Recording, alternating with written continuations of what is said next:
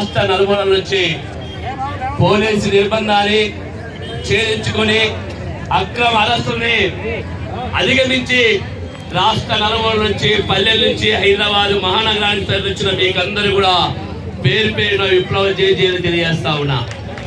మిత్రులారా, ఈరోజు జేఏసీ నాయకత్వంలో మన ఈ రాష్ట్ర ప్రభుత్వం ముందు ఒక ముఖ్యమైన 9 డిమాండ్లు పెట్టడం జరిగింది. ఆ 9 డిమాండ్లు ప్రధానమైన డిమాండ్ కనీస వేతనాల జీవోని 60 జీవోని ఖచ్చితంగా మన గ్రామ పంచాయతీ వర్గాలు సాధించే వారికి మన పోరాటాన్ని దించేయలేదు.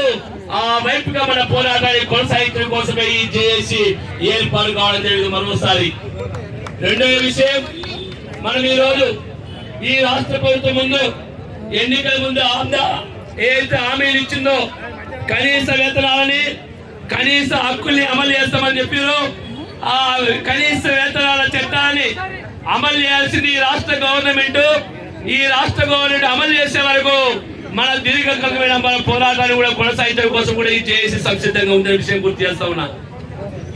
ఇప్పటికే 2014 తెలంగాణ రాష్ట్రం ఏర్పడినప్పటి నుంచి ఇప్పటి వరకు ఈ రాష్ట్రంలో వందలాది మంది కార్మికులు ఇన్సూరెన్స్ లేక కనీస ట్రాక్టర్లు నడపడానికి రాక అనారోగ్యాలతో చచ్చిపోతే గతంలో ఉన్న కేసీఆర్ గవర్నమెంట్ ఒక్క రూపాయి ఇవ్వలేదు చనిపోయిన కుటుంబాలకి. ఇప్పుడు సంవత్సరం అవుతుంది ఈ గవర్నమెంట్ వచ్చి కూడా చనిపోయిన కుటుంబాలకు ఒక్కరు కూడా ఇవ్వలేదు. అంటే ఈ ప్రభుత్వాలు ఇన్సూరెన్స్ అమలు చేయడంలో చాలా వైఫల్యం చెప్తున్న విషయం అర్థం చేసుకోవాలి.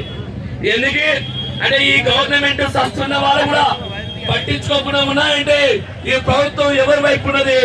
ఇది మన కోసం పనిచేసే ప్రభుత్వమా, మనకు వ్యతిరేకమైన ప్రభుత్వమైన విషయాన్ని మొత్తం కార్మిక వర్గంలో కూడా ఆలోచించవలసిన పరిస్థితి ఉన్నది. ఇది మన వ్యతిరేకమైన ప్రభుత్వమే ముమ్మారికైన విషయం అర్థం చేసుకోవాలి.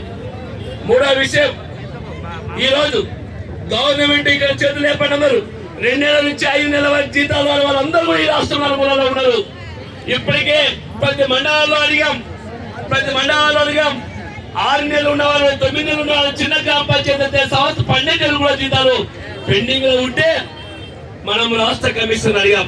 అమ్మా అనిత రామచంద్ర ఉన్నప్పుడు అడిగాం, అమ్మా వీడు మనసులా కాదా, ఉదయం పని చేయాలంటే కనీసం 3 పూట తిండి తినాలి కదా, నీవు నెలలు జీతం లేకపోతే వీళ్ళు ఎట్లా బతకాలి, ఏం తినాలి, ఎట్లా పని చేయాలని చెప్పేసి అంటే ఆమె మాట్లాడాలి. ఆమె నోట్లో మాట్లాడాలి రాష్ట్ర కమిషనర్కి. ఎందుకు రాలే అంటే ఆమెకు తెలుసు జీతాలు ఇవ్వండి. నిజం కనుక మాట్లాడలేదు. మనం మాట్లాడితే ఖచ్చితంగా ప్రయత్నం చేస్తాను మాట్లాడింది. 150 కోట్ల రూపాయలు రిలీజ్ చేసేసి అవి కూడా 61 జీతాలు ఇచ్చిన పరిస్థితి మనకి కనిపిస్తా ఉంది. మనకి 61 జీతాలు మనకి ఇప్పటికి రాలే.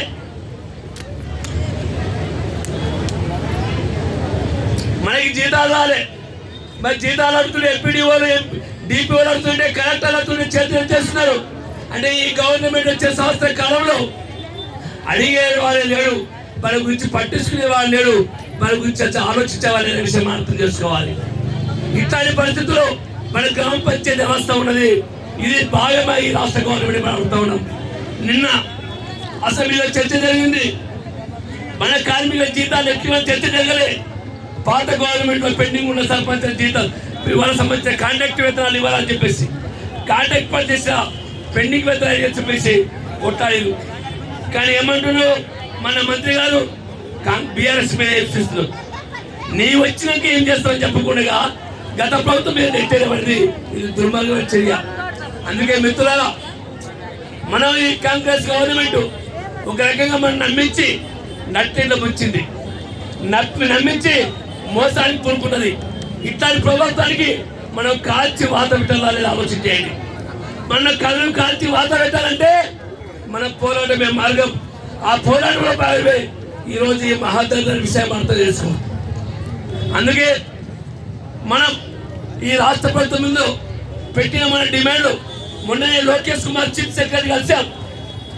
సార్ ఏం మాట్లాడుతున్నా మనకు అర్థం కాలే. మనకైతే జీతాలు రాలే. కానీ మాత్రం ఏమంటున్నాడు, గ్రామ పంచాయతీలో 473 కోట్ల రూపాయలు ఉన్నాయని చెప్తున్నాడు. అయ్యా నిజమే, గ్రామ పంచాయతీలో నిధులున్నాయి నిజమే.